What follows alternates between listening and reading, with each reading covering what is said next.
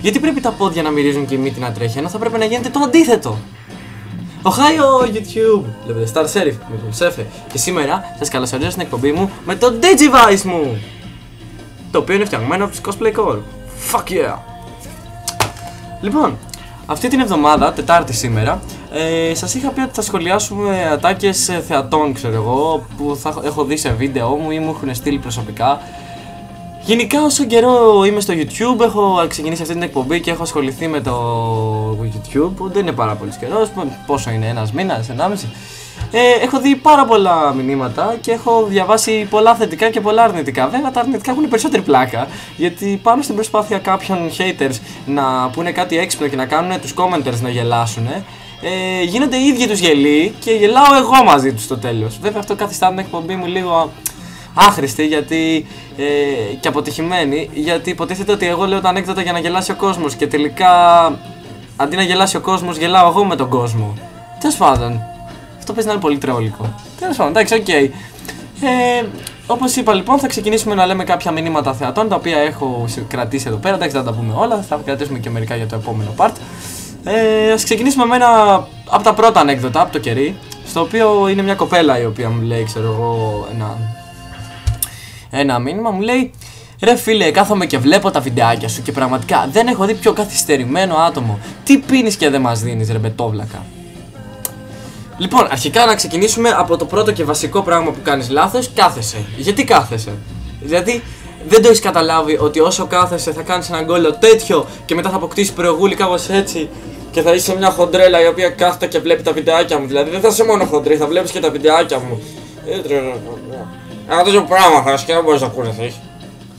Λοιπόν, στη συνέχεια, τι πίνω και δεν σας δίνω. Λοιπόν, κοιτάξτε να δεις, αυτό δεν μπορώ να το πω στο βιντεάκι, είναι μυστικό. Αν θέλεις να τα πούμε, ξέρω εγώ, να συναντηθούμε οι δυο μας, να κανονίσουμε, να σου δείξω τι πίνω και δεν δίνω σε κανέναν, μπορώ να δώσω σε σένα. Μπορεί να γίνεις και ξέρεις και να σου δώσω σε σένα. Το κανονίζουμε, δεν έχω πρόβλημα. Πάμε σε ένα άλλο μήνυμα το οποίο είχε πάρα πολύ πλάκα, το είχα διαβάσει, είχα λιώσει στα γέλια. Μου λέει: δεν σε έκραξα ποτέ για το λόγο άνιμε. Σε κράζω γιατί είσαι ό,τι χειρότερο έχει περάσει ποτέ από την ελληνική χιούμορ σκηνή. Και έχεις αποκτήσει και φήμη, πως λέει μια μεγάλη ψυχή. Με τι ανέκδοτα? Ανέκδοτα είναι αυτά? Δεν το έχεις. Τζάμπα μάγκας ήσουνα και τονίζω, ήσουν. Δεν πας πουθενά. Κάνεις λάθος. Πάω. Μοναστηράκι. Αλλά εντάξει. Όχι, απλά στο λέω για να ξέρεις ότι το τελευταίο ήταν άκυρο, έτσι. Να τα λέμε τα λάθη μας.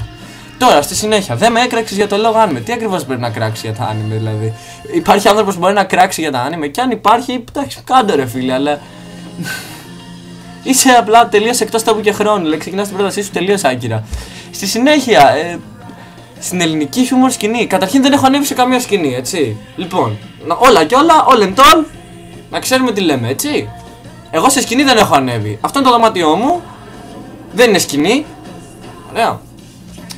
Και έχω αποκτήσει και φήμη, πως λέει, μια μεγάλη ψυχή. Λοιπόν, πρώτον, μιλάς με ψυχές. Αυτό είναι πάρα πολύ ενδιαφέρον και σημαντικό. Θα ήθελα πολύ να τα πούμε για αυτό το θέμα. Και έχω αποκτήσει φήμη. Δηλαδή, sorry κιόλας. Έχω αποκτήσει φήμη πού ακριβώς? Δηλαδή, έχω γίνει διάσημος και δεν το ξέρω. Εντάξει, άμα το λες, κάτι θα ξέρεις. Ευχαριστώ πολύ, με κολακεύεις. Με τι ανέκδοτα, συγγνώμη, είναι 10, έχω πει 10 ανέκδοτα μέχρι στιγμής και συνήθως τα περισσότερα έχουν και στο entrance άλλο ένα ανέκδοτο. Αυτά τα ανέκδοτα έχω, άμα σ' αρέσουν. Δεν μπορώ να κάνω κάτι γι' αυτό. Τζάμπα μάγκας ήμουνα και τονίζω το μάλιστα. Ήμουνα τζάμπα μάγκας. Πότε, παλιά? Τώρα δεν είμαι? Δηλαδή, ξέρω εγώ, άλλαξε κάτι, με ξέρεις από παλιά? Άμα με ξέρεις, πες το μου ρε φίλε, να κανονίσουμε να βγούμε για κανένα καφέ. Να τα πούμε και για εκείνο το θεματάκι με τις ψυχές και όλα αυτά. Το κανονίζουμε. Λοιπόν, πάμε σε ένα άλλο βιντεάκι, το Star Sheriff το 5, που ήταν για το γιατί μάνας φήμε. Λοιπόν, αυτός ο άνθρωπος πραγματικά κάθε φορά που βλέπω ένα comment του απλά πέφτω από τα γέλια. Ο Σώτης Βρακάς μου λέει ένα καταπληκτικό comment, είναι έτσι δυνατό, με επιχειρήματα. Είσαι για τον Μπούτσο. Πόσο για τον Μπούτσο? Και για ποιον Πούτσο? Έλεος. Έλεος. Δηλαδή να τεκμηριώνουμε τις προτάσεις μας. Και στη συνέχεια γυρνάει και μου γράφει ένας άλλος: ρε φίλε, ειλικρινά δεν σε καταλαβαίνω. Αφού δεν σε... όχι, συγγνώμη, αυτό δεν είναι. Μου γράφει ένας άλλος, ο Honogloved Τέλος πάντων, Hono Glove. Okay. Ρε, είσαι τόσο για τον Μπούτσο που ο Μπούτσος μου σε βλέπει και ξερνάει. Λοιπόν, έχω μία απάντηση για αυτό το πράγμα. Φίλε, είσαι γκέι. Είσαι γκέι. Τι να κάνουμε. Άμα βλέπει ο Μπούτσος σε μένα και ξερνάει, είσαι γκέι, ρε φίλε. Τέλος πάντων. Πάμε σε ένα άλλο μήνυμα. Καλά, αυτό το μήνυμα όταν το διάβασα πρώτη φορά, κόντεψα να σταματήσω την εκπομπή. Δηλαδή θα πρέπει οι haters να ευχαριστήσουν την Dead Silence η οποία είχε γράψει αυτό το μήνυμα. Γράφει, ξέρω εγώ, στους άλλους, στους haters, ειλικρινά απορώ με μερικά άτομα. Τι στο Μπούτσο σας νοιάζει, ρε, εσείς, είστε καλύτεροι. Για κάντε εσείς έστω αυτό που κάνει το παιδί και να σας δω. Το παίζετε μαγκάκια και μόνο να κράζετε ξέρετε. Ρε, get a life. Τουλάχιστον ο Σέφε κάνει κάτι δημιουργικό. Ρε μαλάκες, γαμώτο, μην μας πρίζετε τα άρα απλά μην βλέπετε το βίντεο, ρε ζώα. Σέφε, δεν σε ξέρω, αλλά παντρέψουμε. Άσε με να το σκεφτώ λίγο. Με ενδιαφέρει η πρότασή σου, αλλά θα με αφήσει να το σκεφτώ γιατί είναι πολύ... Είμαι μικρός για γάμο, ρε παιδί μου. Ίσως για κάποια engage, ίσως, αλλά για γάμο ακόμα δεν ξέρω. Εντάξει, το συγκεκριμένο βίντεο είχε γίνει ο θάνατος του Βράκα. Ο Σώτης Βράκας ήταν ένας από τους hater οι οποίοι υπήρχαν, ξέρω εγώ, και ασχολούνταν πάρα πολύ μαζί μου. Ο οποίος Βράκας άρχισε να γράφει, ξέρω εγώ, σε ένα βίντεο comments για μένα, τα οποία ήταν κραξίδι άσχημο, ξέρω εγώ, και αρχίζουν να τον κράζουν άλλα 4 παιδιά από κάτω και να του λένε, ξέρω εγώ, ότι είναι το πόσο μαλάκας είναι. Δηλαδή, φίλε, φαντάσου πόσο ξεφτύλας έγινες. Μπήκες στη διαδικασία να γράψεις comments για να βρίσεις εμένα και τελικά σε έβρισαν οι ακροατές μου και δεν πείραξες καν εμένα. Δηλαδή, πόσο ξεφτύλας πια. Λοιπόν, συνεχίζουμε. Ένας άλλος με ρωτάει, ρε φίλε, είσαι emo? Σε ποια εποχή ζεις, ρε φίλε? Όχι. Ρε φίλε, αυτό είναι το κανονικό σου μαλλί ή είναι φτιαγμένο περούκα? Όχι, είναι το κανονικό μου μαλλί. Δεν είναι πάρα πολύ όμορφο? Ένας μαλάκας που λέει μαλακίες. Μαλάκας, είναι μαλακίες θα λέει. Εσύ που το ξέρεις? Το ξέρεις το παιδί? Άμα το ξέρεις, πες το μου να το συζητήσουμε. Καλά, εδώ πέρα. Πού είσαι μωρή τρέλα, Απόλλω είμαι, με θυμάσαι? Όχι. Ένας άλλος μου γράφει χαιρετίσματα από το Dom Not Nice. Επίσης. Τι να πω. Εντάξει. Πραγματικά έχω φτάσει σήμερα να λέω τι στο διάλογο, πούστη μου. Γράφουν ό,τι άγκυρο υπάρχει. Εδώ λέει πρόλαψε Pokemon. Πρόλαψε Pokemon. Κάτι αξίζει αν το λες.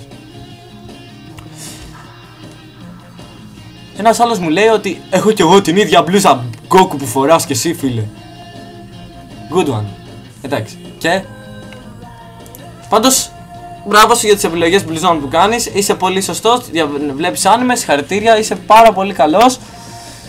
Λοιπόν, και να βρω και ένα άλλο πολύ αγαπημένο. Να το.